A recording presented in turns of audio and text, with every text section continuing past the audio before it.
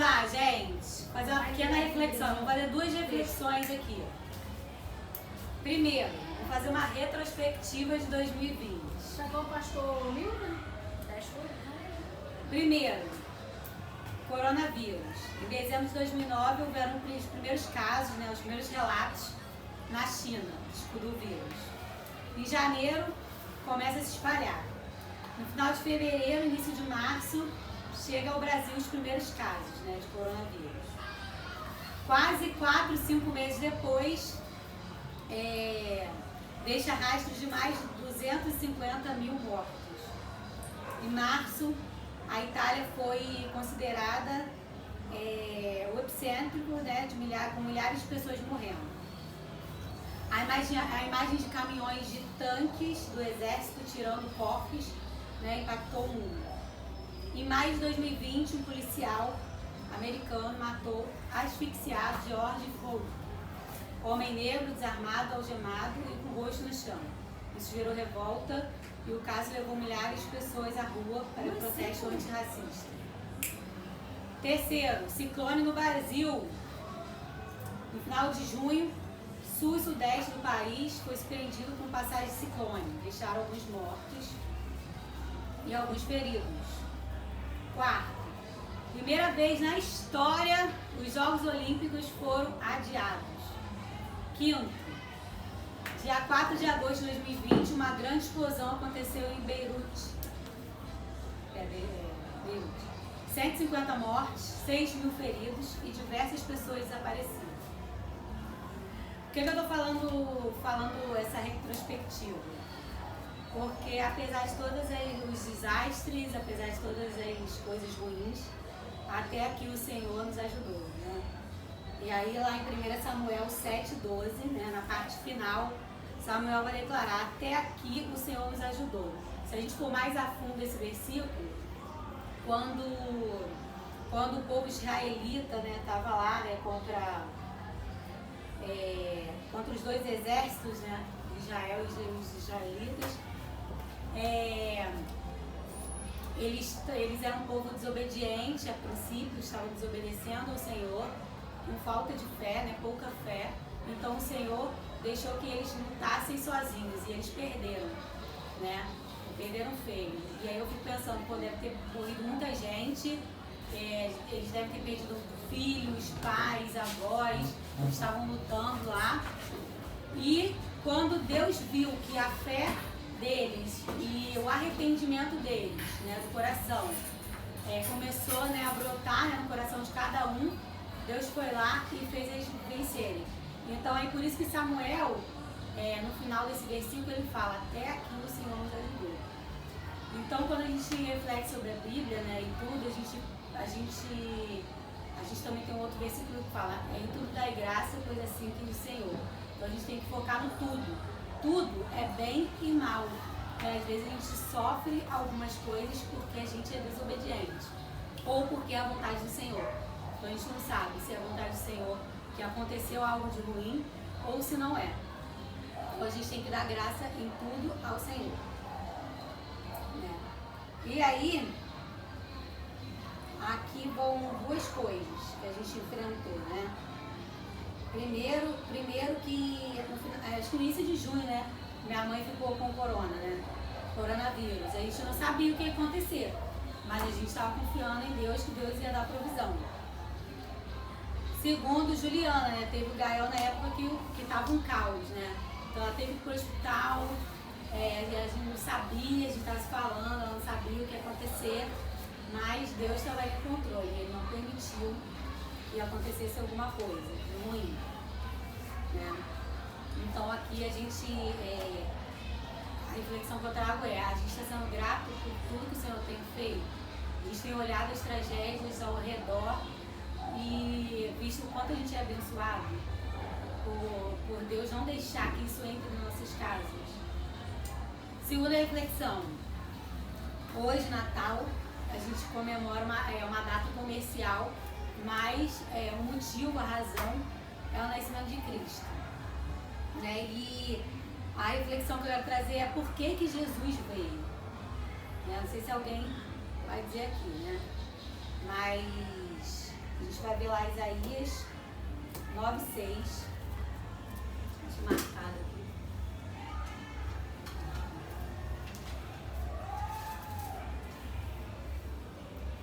E ele vai dizer: porque um menino nos nasceu, um filho se nos deu. O governo estava sobre seus ombros. E o seu nome será Maravilhoso Conselheiro, Deus Forte, Pai da Eternidade e Príncipe da Paz. E aí a gente reflete, por que Jesus veio? Em síntese, para que não precisássemos fazer sacrifícios toda vez que a gente pecasse. Isso aí, vamos lá lembrar, toda vez que a gente pecava, toda vez que a gente fazia alguma coisa que Jesus não queria, que Deus não queria, que ia contra, né, os ensinamentos, aí eles tinham que sacrificar alguma coisa, um animal.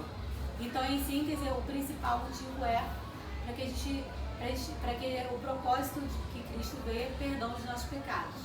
Não a liberdade de pecar, mas de nos dar a oportunidade do perdão dos pecados praticados. 2. Revelar ao mundo o grande amor do Pai, né? Para nós fazermos parte do reino dele. Ele deu a oportunidade, ele nos deu a oportunidade de fazer parte dos céus.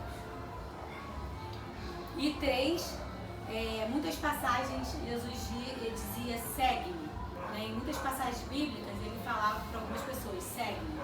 Então essa é a oportunidade que ele nos dá de conversão e vida nova, né? Aí as perguntas que ficam, né?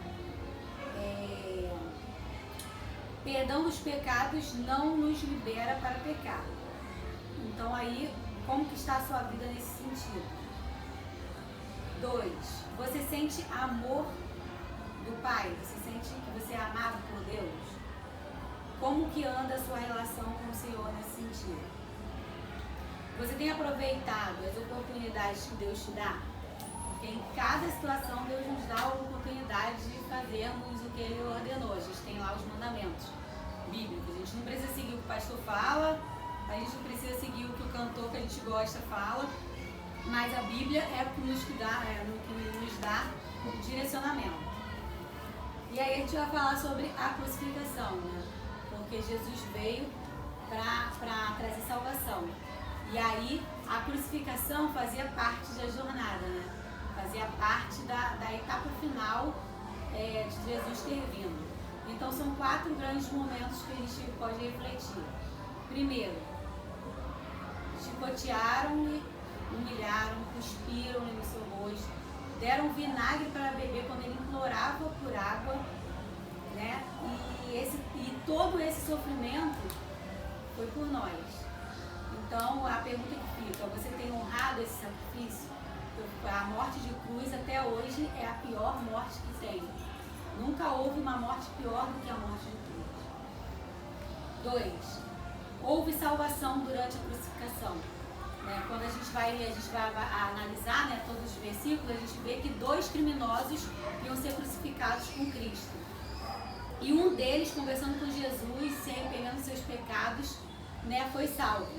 Então aí Lucas 23:34 vai dizer, Jesus lhe respondeu, eu garanto, hoje você estará comigo no paraíso, garantindo que ele recebeu a salvação. Aí 2 perguntas ficam. Você tem condenado seu próximo ou acredita que Deus seja capaz de tal transformação? A segunda pergunta é, você tem certeza da sua salvação? Que a salvação não é, não sei se vocês entendem, mas salvação não é pelo que a gente faz, porque a gente nunca vai ser merecedor da salvação de Cristo, mas a salvação é pela graça. Deus, ele nos dá de bondade, de misericórdia, né? Às vezes as boas obras são os galardões que nós teremos no céu, mas a salvação é pela misericórdia do Senhor. Houve perdão. Na verdade, o entendimento é de perdão, na verdade. O terceiro item de reflexão é, houve perdão. Em Lucas 23:34 ele vai dizer, Pai, perdoa-lhes, pois não sabem o que estão fazendo. Dizendo das pessoas que crucificaram e que o humilharam. Então ele pede a Deus que perdoe essas pessoas, né? Então a pergunta que fica é: você tem perdoado quem tem te ofendido? E aí a gente reflete sobre Pedro, quando os cobradores de impostos foram lá e falou com Pedro, humilhou Pedro e humilhou Jesus, falando mal de Jesus. Pedro vai com uma fúria com Jesus: Jesus, quantas vezes eu preciso perdoar? E ele fala: 70 vezes 7. Faz a conta aí, você vai ver que você vai passar uma vida inteira e você não vai esgotar as vezes que você tem que perdoar uma pessoa. Então Jesus morreu dizendo: Pai, nas tuas mãos entrego o meu espírito. Tendo destruído, expirou. Então foi consumado. Ele cumpriu a missão dele na terra. Ao terceiro dia ele ressuscitou.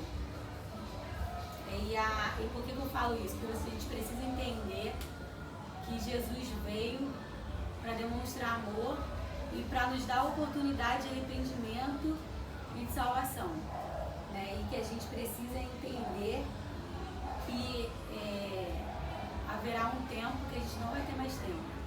Quantas vidas a gente tem perdido, quantas vidas a gente tem perdido porque a gente não prega, porque a gente não cumpre.